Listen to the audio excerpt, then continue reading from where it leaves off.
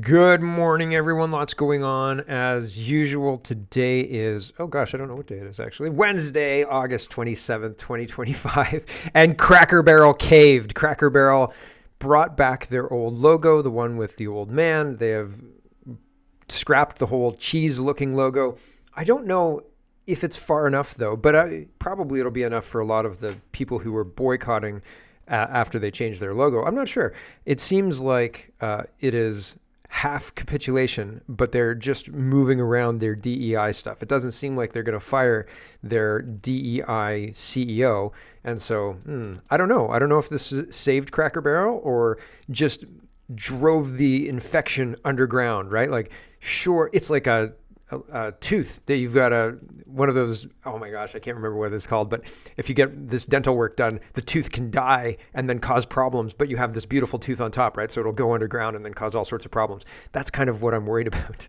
I can't remember the name. Oh well. Israel is the sixth eye in the Five Eyes? No way. Yes way, says BB. So I've got a video of that for you later. Canada will not recognize Palestine as a state in September. I wonder what happened, because last time we heard from Mark Carney, that was definitely happening. So definitely not happening now all of a sudden. So big flip-flop, but that's not surprising really. Parent Group is requesting the same digital ID system that they're rolling out in Australia. We have to protect the children, right? Let's pearl clutch about the children while we steal your free speech. And that's what they're up to. How many CBC Gem subscribers are there? CBC won't say ever. And they're going to court to protect their right to not tell you how much garbage and waste money is being spent on a subscription service that nobody's using. And I probably really mean less than 10, right? Who's paying for a CBC Gem subscription? Absolutely nobody. Maybe the government of Canada in the scale of millions. Like, we've got 150,000 subscribers, but they're all from the government of Canada. Womp womp. That's the kind of scandal that I'm expecting here. 14 years to close the housing gap. So apparently we need to build 3.2 million homes, and 3.2 million homes on the current rate, that's 14 years. So it's not going to happen. That's another word for it's impossible. And apparently, so Carney went to Germany to strike some kind of deal for hydrogen, I guess. He doesn't actually want to be serious about this whole economic or energy superpower in Canada. He wants to do green energy superpower. He just forgot to say the green part. And so he's in Germany, and then they signed this thing yesterday that totally means nothing. It's BS. It's lies. It's fake. It's garbage, right? Like, if you were going to sign a deal, if you were like representing a company or something like that, and you were going to sign a deal, I feel like this is the worst possible deal you could sign. Like, yeah, we don't want to insult you very much, so we're just going to say we'll sign this and we'll work with you at some point in the future if we find a project that works for us. But they're not really going to work with us in the future because we're not actually selling what they want to buy, I don't think. Not in the scale they want. Pierre Poilievre says, much media hype about Mark Carney's signing of a joint declaration of intent with Germany. What does it mean? Nothing. Nothing. Read the fine print. This JDI, which is a joint declaration of intent, is not legally binding and does not create any financial commitment. All show business. You couldn't buy a car signing one of these, right? If you said, listen, I'll sign this thing that's non-legally binding and stuff, okay? They'd laugh you out of the dealership. They'd escort you out of the dealership and then laugh about it later. Like, what an idiot. Why would he think that he could do this? So this means nothing. You can't do anything with a non-binding agreement, okay? But don't you remember the non-binding agreement we signed? Yeah, get out. So here's the joint declaration of intent between Canada and Germany, and the highlighted part says, this joint declaration of intent is not legally binding and does not create any financial commitment. So get out. Get out. And put down the mitt. You didn't pay for it, and we know you didn't pay for it. Get out. Roy Green says, Carney trumpeting huge new enterprise with Germany. Read just 60 seconds of the attached piece by Germany's public broadcaster. He says, Germany's economy is imploding. German economy in crisis. When will it bounce back? Oh, I'm sure it's not that bad. Here's the piece. The term recession refers to an economy that is shrinking. This has been happening in Germany for 2 years now, the only country in the European Union experiencing such a decline. In 2024, more companies closed than in the previous major financial and economic crisis in 2011. High electricity prices have meant that energy-intensive industries have been hit especially hard. In addition, companies are having to close due to shortage of workers and specialists as society is aging. Germany's burgeoning bureaucracy is another major factor hampering business. The new government has set out to improve the situation quickly and sustainably, but this will not come about overnight. This is the finding of the federal government's Economic Advisory Board in its spring report. The German Council of Economic Experts spoke of a period of considerable sluggishness and practically ruled out a rapid recovery. They're the people who just threw us out. Okay. Our economy is absolutely screwed. Yeah, we'll work with you, Canada, if we can, when we can. Get out. See you later. Right? Like, I don't have a lot of confidence in this agreement to pull Canada out of the nosedive that we've purposely put ourselves in by putting the same idiots in charge. Again, here's Mark Nixon. He's highlighting Mark Carney, who is called out by the not Canadian reporter, but the German one, who says, so you guys don't have any infrastructure to actually export anything for us at all? What do you mean? And Carney can't really, well, this face right here, this, you caught my hand in the cookie jar face. That's the face of Mark Carney's answer, right? He doesn't have a good answer because, well, he knows it's bullshit, just like we know it's bullshit. The only people who don't are the people who watch CBC and believe them. Here we go. Prime Minister, just one question about raw materials. Could you please explore a bit more what Canada can realistically actually offer to Germany and Europe, given the fact that ports on the East Coast and also pipelines are still lacking? Thanks for the question. Look, there's a huge range of immediate opportunities with respect to critical metals and minerals, and there are medium-term opportunities with respect to all forms of energy, including LNG and hydrogen. There's no Eastern pipelines, Prime Minister. How do you propose to get this to market at all? I thought it was funny as well. Mark Carney doesn't look calm, cool, and collected when he's standing there winding a string around his fingers. Prime Minister, during the question. Just one question about raw materials.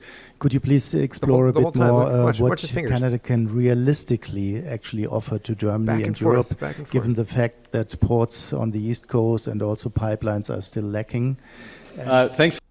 Somebody took the string away when he answers, right? He's like, "Oh man, I've been playing with my hands too much, and the camera caught that. So let's do it again. Back it up, Rosemary. Can we do that on here?"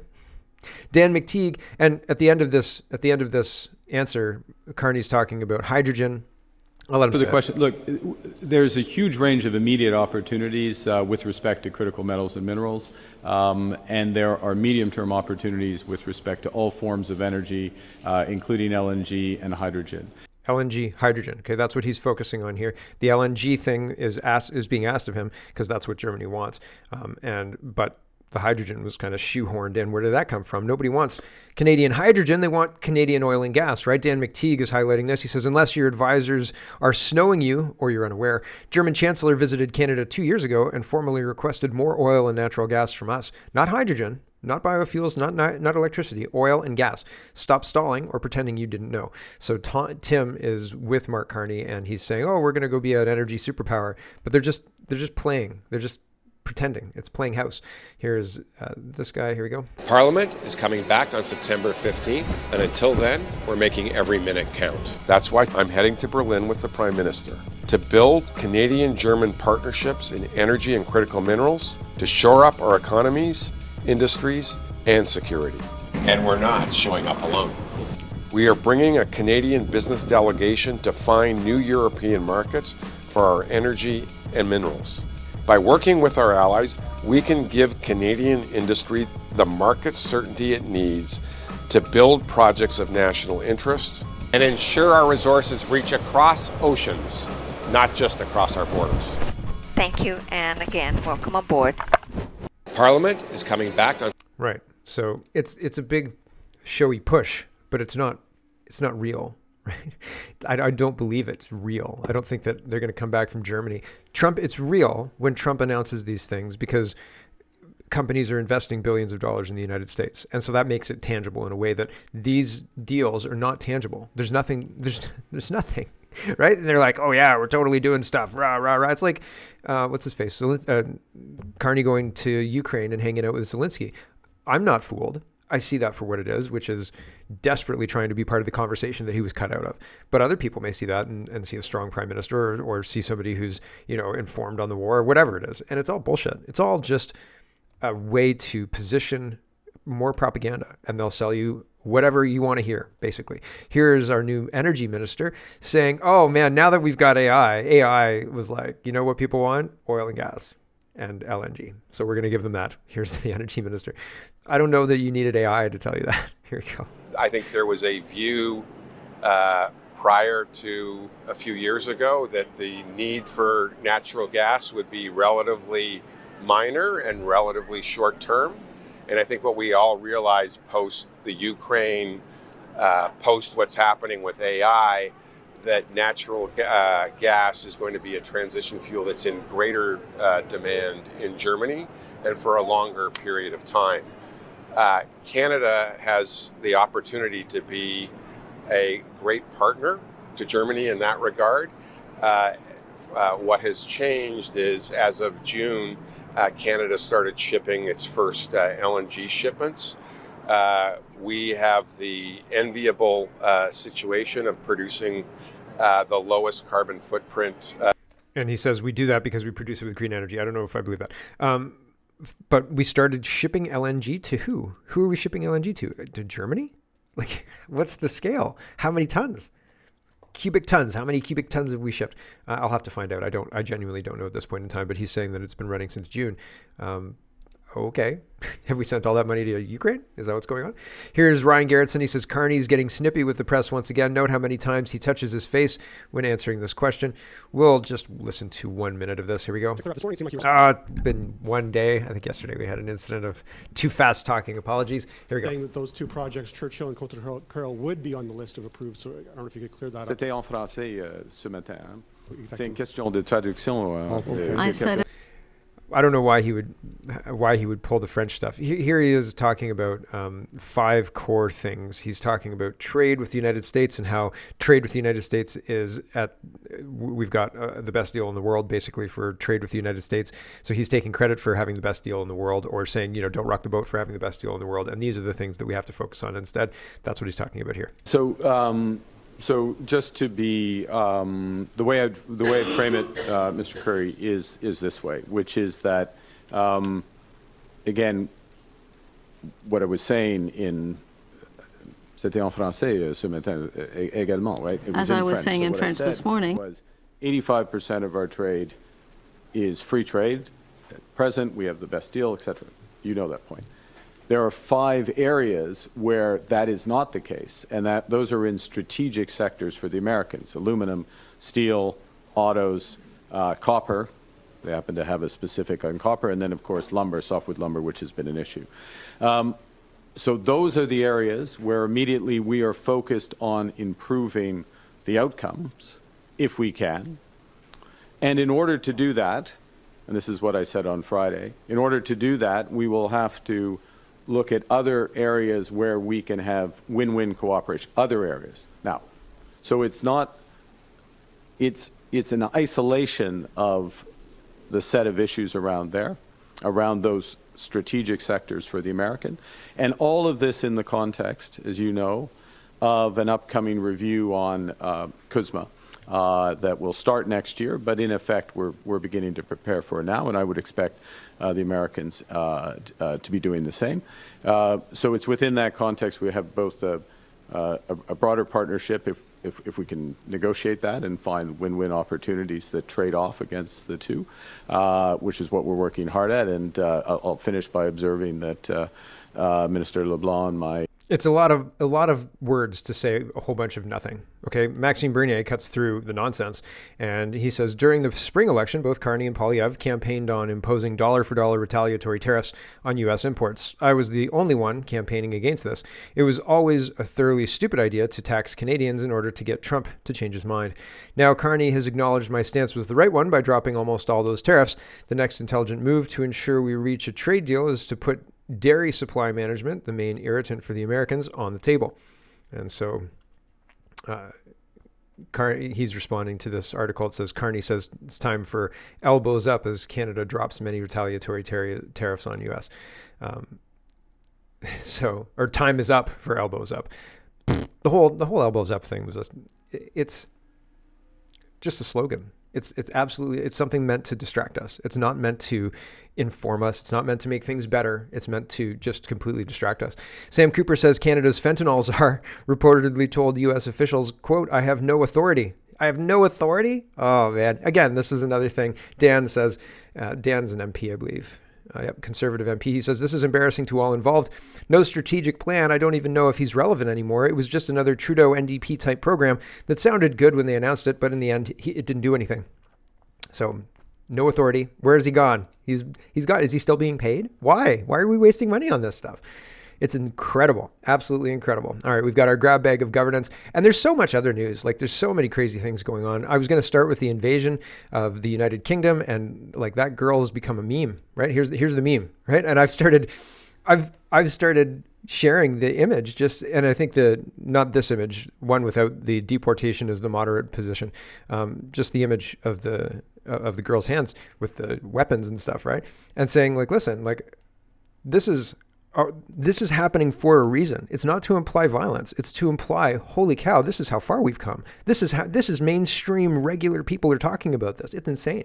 So there's a whole bunch of other stuff going on as well, rather than just the grab bag of governance. But we've got our Canadian news to focus on first. But all of that invasion stuff is happening here. All of it is happening here. And we are being browbeaten into silence about it. And so we need to talk about it. I digress. Let's do our grab bag of governance. Concerned Canadian says, Mr. Flip-Flop, Mr. Carney, has had his hand slapped. So Canadian Prime Minister now says the country won't join the recognition of the Palestinian state at the current time. That was as of yesterday, 11:08 a.m. Israel time? I don't know. So August 26th, that was announced. So, wonder how that came about. Eh? Conversation with Trump, maybe. Nick says, I'm waiting for Pierre Poilievre to oppose boots on the ground. CTV News is reporting Prime Minister Carney visits Ukraine, Canada, not excluding boots on the ground and possible security guarantee, officials say. And TR guy is saying, did anyone hear a peep out of Pierre Poilievre about the $2 billion Carney just gave to Ukraine, or the $4.3 billion before that? I didn't either, right? Like, yeah, so Slava Ukraini for the Uniparty. Everybody in the Uniparty wants to send money to Ukraine. Isn't that weird? And Poilievre's silence is weird. And Nick says, I'm still waiting for Poilievre to oppose boots on the ground in Ukraine. All this money for the foreign war, and it doesn't make any sense. John Paul says, the veil is being lifted from our eyes, and what we see is frightening. Many choose not to look at it. Others, like John Paul, can't look away. We don't have the luxury of ignoring this. It requires immediate attention and swift actions. I just don't believe in Canada anymore. I don't believe it's a country. It's more like a post-national global district, a resource labor colony for oligarch interests. I don't believe that we're citizens. We're more akin to debt-ridden indentured servants to the corporation that our once prosperous country has become. I don't believe in our politicians. They all seem like political constructs, sloppily regurgitated scripted rhetoric. I don't believe in our Westminster parliamentary system. It's all merely performative charade to provide the peasantry with the illusion of participatory governance. I don't believe that we have rights. I believe at best we have state-sponsored privileges which can be revoked at the behest of the regime. We saw this during COVID and again presently in regards to the unprecedented climate restrictions in Atlantic Canada. It's utterly draconian. Yeah, it sure is. And this is related, and Greg is sharing this PDF, and he says, this will blow your mind. He says, the behavioral insights and nudging applied during COVID as described by the OECD. And here's an abstract of the paper that he's referenced. And I find it interesting. In 2008, I like documentaries. I like speeches. But not speeches for speech's sake. I like people talking about things they love. Have you heard of the mushroom guy? I'm sure I've talked about the mushroom guy before, but there's a guy who loves mushrooms. He wears a mushroom hat and he talks about mushrooms, and like listening to somebody who loves what they're talking about there's something about that that's just compelling. And I'll listen to that. So I listened to TED Talks before I understood what the world was and what TED was. But anyway, I listened to these TED Talks, and there was a woman who, oh my gosh, I got a notification and I lost my train of thought. I can't remember what I was talking about. Darn.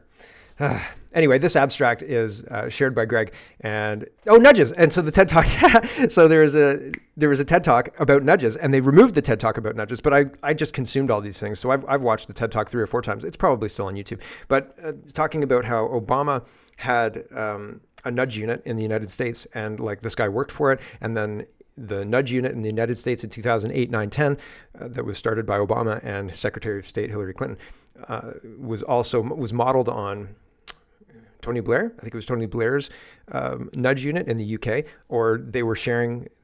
Tony Blair was 2012, right? I could be wrong about that, but they were sharing information about how to nudge citizens and how to change citizens' minds and things like that. So a quick example, and there were books written about this that I read as well. But a quick example is like you can't. Asking somebody to pay their taxes because it's the right thing to do or something like that doesn't really work. But if you say all of your neighbors have paid their taxes, then people pay their taxes. There's something like 20% response rate to that. Like if you're like, oh, all your neighbors have paid their taxes, but you're late, get on it, or your neighbors are gonna know, or something like that. And people respond to that in a way that's like very, very high, way higher than advertisement. And that's a nudge, right? Doing that is a nudge to get people to pay their taxes. And so they do this on a grand scale to manage societies without legislating things. They did it during COVID, and this is an abstract describing that, but they're doing it now in different ways as well, with the fires, with all of that kind of stuff. So key messaging in this, this is regulatory policy and COVID-19 behavioral insights for fast-paced decision-making. And key message, regulations seek to impose rapid and widespread changes, or regulators seek to impose rapid and widespread changes both to the way society and economies function at the macro level and to the daily lives and routines of individuals at the micro level. Decades of research in the behavioral sciences have shown that social context and behavioral biases can influence behaviors as well as efforts to change them. And down here it says there is a lot of promise. Cases collected from 10 countries and discussions from the International COVID-19 Behavioral Insights Policy Group demonstrates how BI units are making positive impacts on the crisis response. Lessons learned from the experiences can help the field of BI evolve, promote resilience, and prepare for future crises. These include, and then it gives some examples, but behavioral insights is BI, and they use that as code for the nudge unit, but that's what it is, behavioral insights. If we do this, then they do that. So if we do this a bunch, then everybody will do that. And it's very interesting. It's interesting to me because I think that they're manipulating people and people don't realize it. Daily Skeptic says, the left's pet causes are not popular with the public. No one likes Keir Starmer. No one wants a wealth tax. And normal people aren't that bothered by J.D. Vance. These fringe campaigns are very astroturfed. And so Charlotte, who I've talked about before, this is part of the nudge. Your neighbors want you, your neighbors have paid their taxes, right? Your neighbors are out in the streets demanding equity. They hate J.D. Vance, blah, blah, blah, blah, blah. But it's false. It's fake. It's a construct. They're making it up. Here's Charlotte to explain it very, very quickly. I mean, the word I use now is astroturfed. All of these